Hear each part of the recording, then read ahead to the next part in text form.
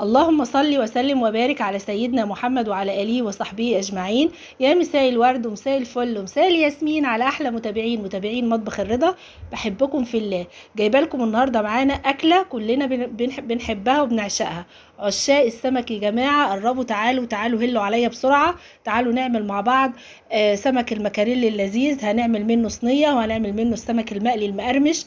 قرمشته كده ما شاء الله من بره، وجوسي وطري وجميل جدا من جوه، مع الصينيه المحترمه اللي شكلها يجيب النفس ديا. وطبعا كتير قوي بيبعد عن السمك المكاريل عشان بيقولوا عليه ان هو بيكون زفر شويه.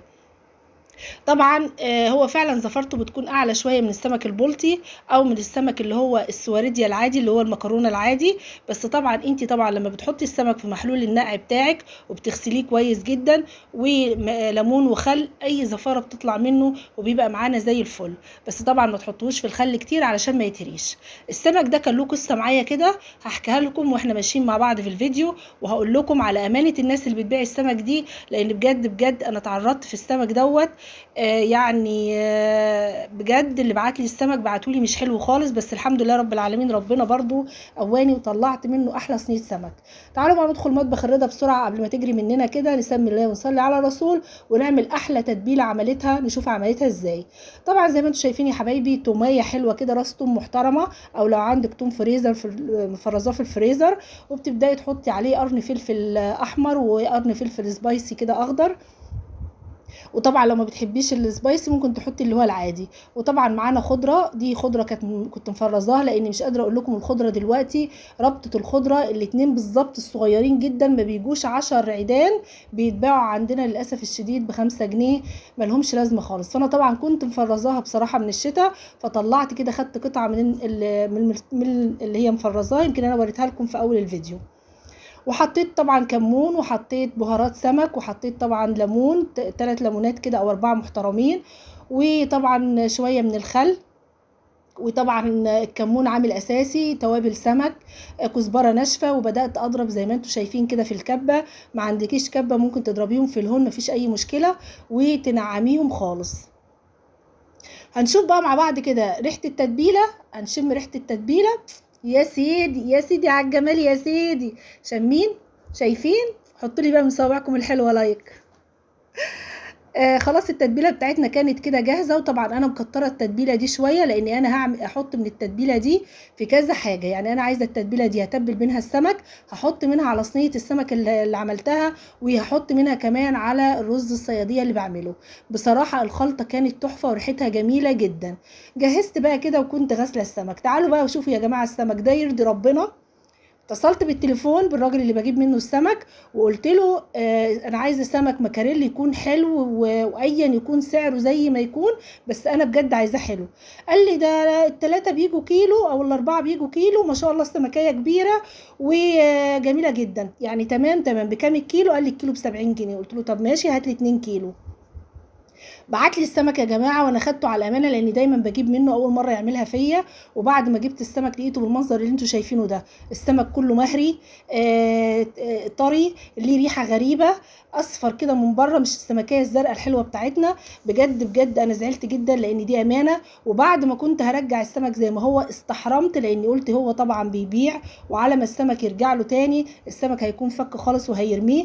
بس بجد انا بقول لاي حد بتبيع السمك او بتبيع اي حاجه، لازم يكون في امانه بينك وبين الناس اللي بتشتري منهم، علشان دي طبعا يعني بيكون في امانه. انا عن نفسي مش هشتري منهم تاني، يعني مش هجيب منه تاني، لان هو بصراحه اللي عمله فيا زعلني قوي. ما علينا، انا عامه اتعاملت معاه وعملته زي ما انتم شايفين، وهبدا دلوقتي اعمله صينيه. جبت زي ما انتم شايفين يا حبايبي، قطعت كده بصل شرايح، وكان عندي طبعا جزر حطاه في الفريزر، وطماطم قطعتها صغير، وفلفل طبعا سبايسي احمر ولو عندك فلفل الوان ماشي، وفلفل اخضر. يعني جزر، اهم حاجه كتري كميه الجزر كده، مع بصلايه كبيره محترمه قطعيها جوانح او شرايح، وطماطم مقطعاها كده مكعبات. وطبعا زي ما انتم شايفين معايا كده فلفل كده عشان يديله طعم حلو قوي. وحطيت شويه من الزيت، وحطيت معلقه من التتبيله اللي احنا كنا عاملينها، وطبعا معلقتين كده من الخل. وبدات اقلب الكلام الجميل ده مع بعضه. لو عندك بطاطسايه وعايزه تحطيها، بس طبعا احنا ما بناكلهاش بالبطاطس بصراحه، في بطاطسايه كده حطيها مفيش مشكله. جهزت الصينيه زي ما انتم شايفين. السمك كان بيتقطع معايا مش متحمل يا جماعه، يعني كان مهري خالص. طبعا انا حبيت ان انا اقطعه كده. لو انت عايزه تحطي السمكه سليمه فمفيش مشكله، لان عندي جزء من اولادي ما بياكلش الصينيه، بيحب اللي هو المقلي. فقلت انا هقسم الاتنين كيلو دول على مرتين، فقسمتهم زي ما انتم شايفين كده يا حبايبي. وعشان طبعا اعمل الصينيه وتطلع برده مظبوطه، بدات ان انا ايه اقطع السمك زي ما انتم شايفينه كده قطعتين.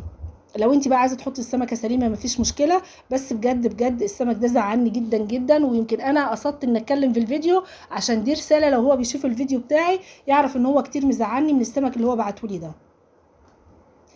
خلاص بقى كانت بس دايما سبحان الله، يعني احنا بتبقى معانا الحاجه كده بنبدا نعالجها، وبرده الحمد لله طلع منه اكله وكلناها والحمد لله. حطيت بقى على الوش زي ما انتم شايفين، كانت الصينيه بتاعتنا زي الفل. امسحي بقى احرف الصينيه كده، اهم حاجه النظافه. وبعد كده زي ما انتم شايفين احط على وشها شويه زيت، هدخلها الفرن. احط بالظبط الشبكه في، يعني اظبط الشبكه بالظبط في النص، وهشغل تحته. اول ما اعرف ان خلاص الخضار بتاعي بقى تمام، اشغل على طول الشوايه. بدات بقى جبت الدقيق، وهبدا بقى عشان نقلي بقى الجزء التاني اللي فايض. حطيت ايه بقى على الدقيق؟ حطيت كده 3 معالق من النشا، وحطيت معلقه صغيره كركم، وحطيت معايا كمون وكزبره، وطبعا ملح. لازم تحيقي الدقيق اللي هو هتعملي بيه السمك، عشان السمكيه تبقى من بره كمان حقيقه. وهقلبه بقى زي ما انتم شايفين يا حبايبي كده مع بعض كده. لازم تقلبي الدقيق كويس علشان خاطر يتبل كله مع بعضه. وهبدا اقلي بقى السمك بتاعي. السمك هو اتعمل صحيح، بس كان عايز حرص جامد، يعني عايز وانتي بتعمليه ما تقلبيش فيه كتير لان هو مش متحمل.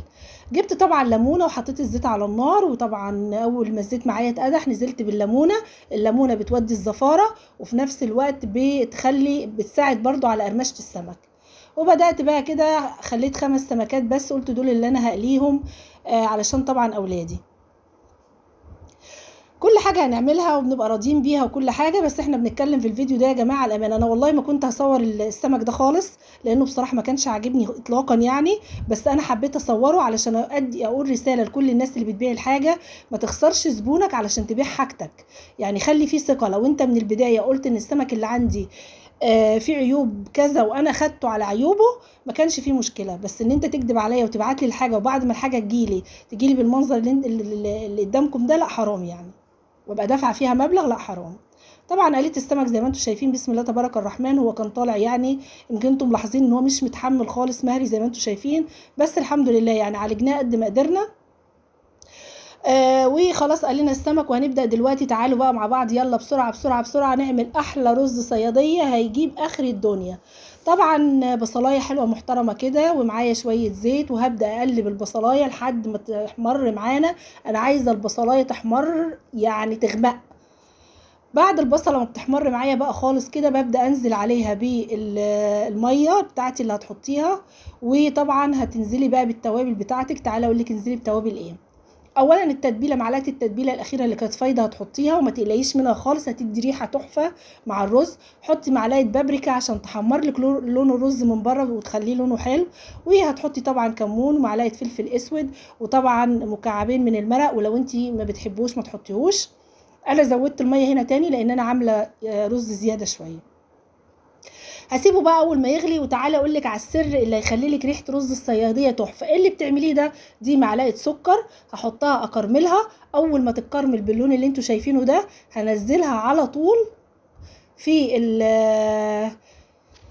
في العقد اللي هو بتاع الرز، في الميه بتاعه الرز. واول ما اعرف بقى ان هي خلاص كده وبقت تمام وتقلب، هنزل عليها بالرز. معلقه السكر دي بجد بجد بتودي لك الرز في حته تانية، وبتخليه طعمه حلو جدا، وبتساعد على لون الرز الغامق. هنا كان خلاص يا حبايب قلبي معايا، كانت الامور كلها تمام. وخلاص الرز بتاعي كنت هنزل بيه بقى لما الميه بتاعته غلت.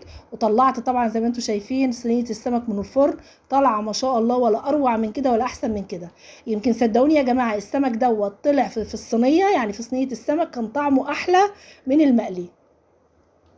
الرز بتاعي زي ما انتم شايفين طالع ما شاء الله يشهي. الصينيه بتاعتي كانت جاهزه. عملنا طبعا زي ما انتم شايفين سلطه بلدي جنبيها، علينا طبق بدنجان محترم. شايفين يا سيدي يا سيدي على الجمال يا سيدي، يسلموا الايادي الحلوه. والله تستاهل من ايدكم الحلوه احلى لايك. سمك مقرمش جدا وجميل وتحفه. ومعانا رز الصياديه، شايفين جماله وحلاوته. الفسفور يا جماعه، الناس الاكيله. السمك المكاريل ده بينصح بيه كل الدكاترة يا جماعة، لأن هو فيه أوميجا 3 اللي احنا يعني ما بناكلهاش كتير. فبتمنى ان طريقتي تعجبكم، والسلام عليكم ورحمة الله وبركاته.